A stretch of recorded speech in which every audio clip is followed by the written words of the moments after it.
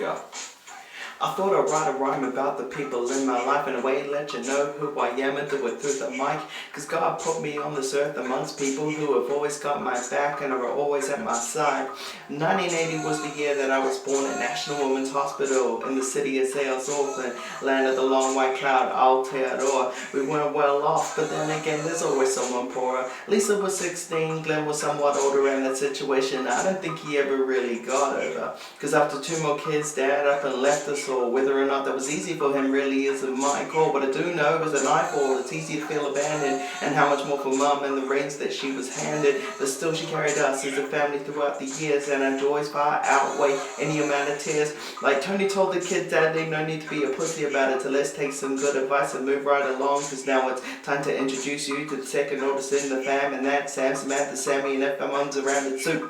One person in my life I don't explain nada to, cause we tight like last year's jeans when you do nada, dude. Next up is the wild card, cause Kendall was a wild child. 1 minute sweetness and the second she scratched her eye out. Our life was somewhat volatile, and that includes relationships, a lot of verbal abuse, and also the occasional kick or fist. But it makes me smile as I remember things while spitting this, cause I wouldn't change a thing in our little band of misfits. It's this, the memories of our lives together that I love, and when I think of them, and I'm praying to God above that I thank Him for His mercy, and for this life specifically, couldn't have asked for better than the one that He has given me.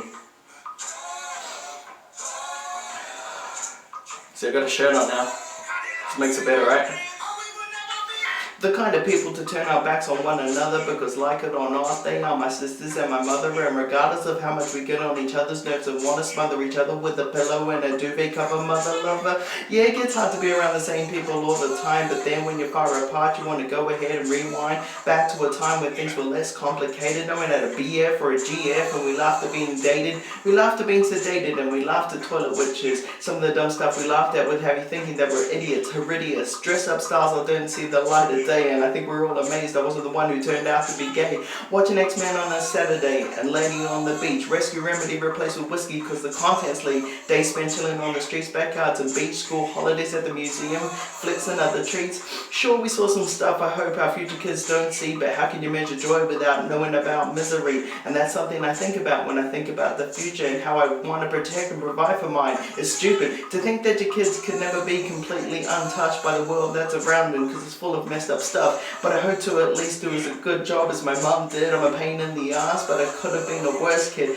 Matter of fact, I could have just as easily been a write-off more than I actually am. I'll do the joke, Sam, you can have the night off. It's funny to think I was benefiting from God's provision when I didn't know who He was, and still I was in His vision. Still I was in His hands as He was waiting for me to wake up, understand who He was, see my cross and then to take up, and know I break up and rearrange these beats and pieces and use them to show you a vision of my life and its completeness. Sing.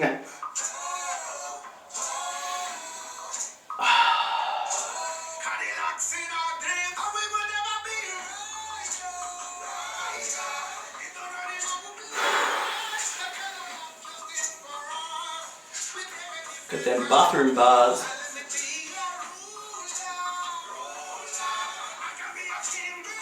Got them get your teeth in bear paws.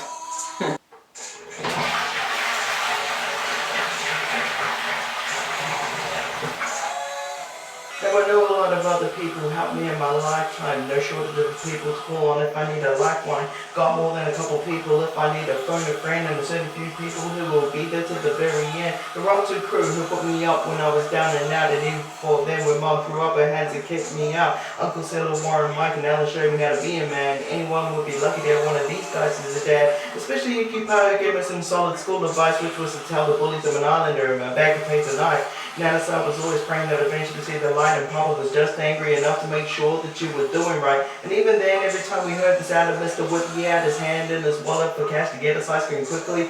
Maureen, Petunia, Juanita almost felt like older sisters, which made Sam and I feel like equals until we pissed them off. 10 minutes away at 12 McCrae was my favorite place. Gwendolyn and Alfredo would always make me feel safe. I never felt comfortable and knew that I belonged. Creativity was nourished even before I was writing songs. Saturday mornings spaghetti on toast, Milo and cartoons. An afternoon of drawing, sharing stories and looking at collector's Brisbane. Pretty sure this is where I became the white sheep because Nana and Grandpa's house was proper English and civility. More recently, I've become so close to another that we've gone from being best friends to being sister and brother. So I ran the song out with a heartfelt shout out to my sister in Christ, my Jiminy Cricket when I'm asked out. She hates hip hop with a passion, but still she loves me just as much.